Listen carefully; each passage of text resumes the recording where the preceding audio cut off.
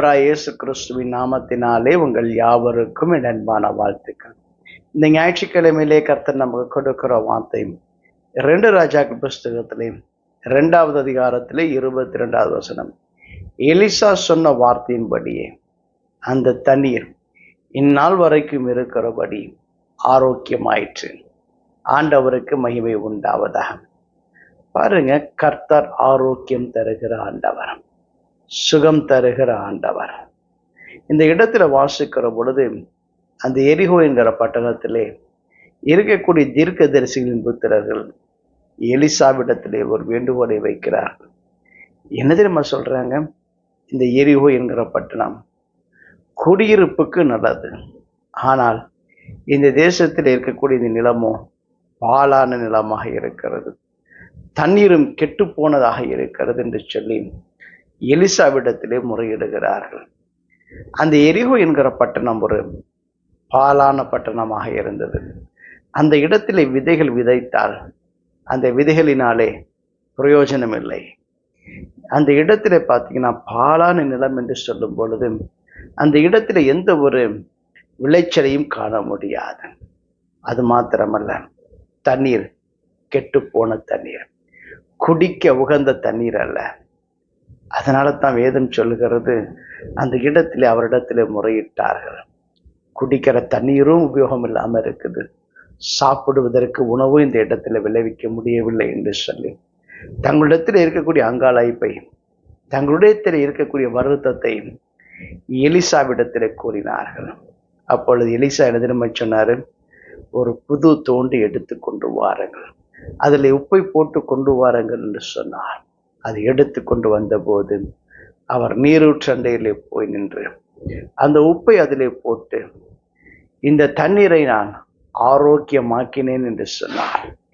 இனி இதனாலே சாவும் வராது, நிலப்பாலும் வராது என்று சொல்லி அந்த இடத்திலே கர்த்தர் சொல்லுகிறார் என்று சொல்லி அறிவித்தார். ஆம், எனக்கு அன்பான தேவ ஜனங்களே, அந்த இடத்தினுடைய சாபத்தை அந்த இடத்திலே எலிசா முறித்து போட்டார். என்ன சாபம்?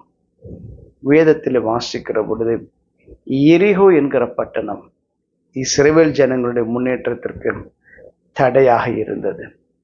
கர்த்தர் யோசுவாவிடத்தில் சொன்னார், இது ஒரு சபிக்கப்பட்ட நகரம், இந்த இடத்தில இருந்து உங்களுக்கென்று சொல்லி எதையும் எடுத்து கொள்ளாதிருங்கள், எல்லாவற்றையும் வெட்டி போடுங்கள் என்று சொல்லி ஆண்டவர் யோசுவாவிடத்திலே சொன்னார். அந்த வார்த்தையின்படியாகவே அந்த தேசத்தில் இருக்கக்கூடியது முழுவதும் அழித்து போட்டார்கள், சங்காரம் பண்ணினார்கள்.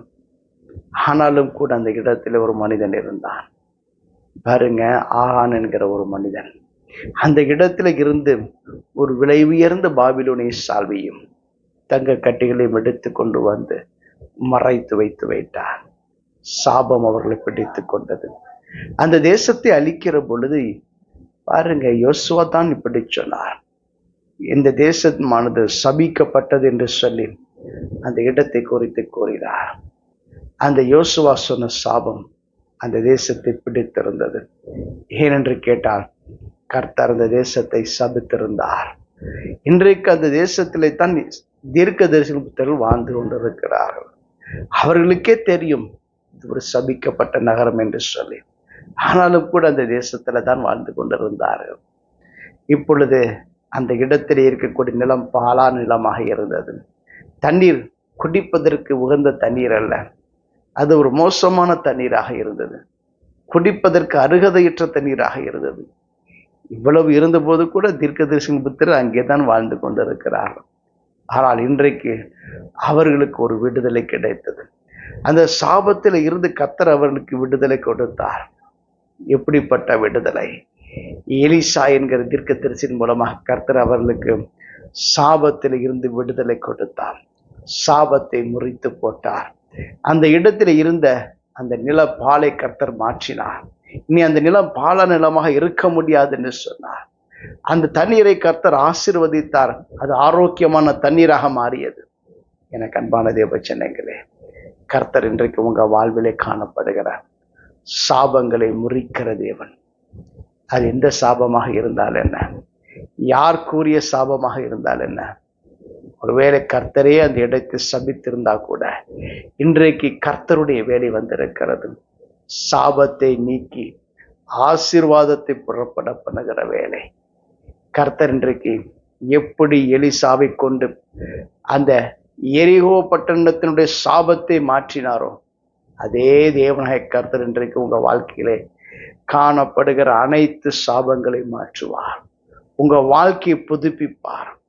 உங்க வாழ்விலே நல்ல ஒரு மாற்றத்தை கொண்டு வருவார். செழிப்பின் நாட்களை தருவார். உங்க வாழ்க்கையில ஆரோக்கியத்தை மறுபடியும் திரும்ப தருவார். உங்க வாழ்வினுடைய பெரிய பெரிய மாற்றத்தை காணும்படி கர்த்தர் அற்புதங்களை செய்வார். மரத்திலே தூக்கப்பட்ட எவனும் சபிக்கப்பட்டவன் என்று எழுதியிருக்கிறவனமாய் இயேசு கிறிஸ்து நமக்காக சாபமானாராம். ஆண்டவருக்கு மகிமை உண்டாவதா. இன்றைக்கு இயேசு கிறிஸ்து நமக்காக எல்லா சாபங்களையும் ஏற்றுக்கொண்டு விட்டார். சிலுவையிலே தூக்கி சுமந்து விட்டார். இனி நம்முடைய வாழ்க்கையிலே எந்த ஒரு சாபமும் இருக்க போவதில்லை. இனி ஒரு சாபமும் இராது என்று சொன்ன வார்த்தையின்படியாக உங்க வாழ்க்கையில இனி எந்த ஒரு சாபமும் உங்க வாழ்க்கையில பின்தொடர்ந்து வராதபடிக்கு இயேசு கிறிஸ்து அவர்களை முறித்து போடுகிறார். ஆண்டவருக்கு மகிமை உண்டாவதா. இன்றைய தினத்தில இருந்து, இந்த நாளிலே இருந்து உங்க வாழ்க்கையிலே ஒரு மிகப்பெரிய மாறுதலை காண்பீர்கள். ஒரு மிகப்பெரிய ஆசீர்வாதத்தை காண்பீர்கள். தேவன் தாமே உங்களை ஆசீர்வதிப்பார். நான் ஜெபம் செய்வோம்.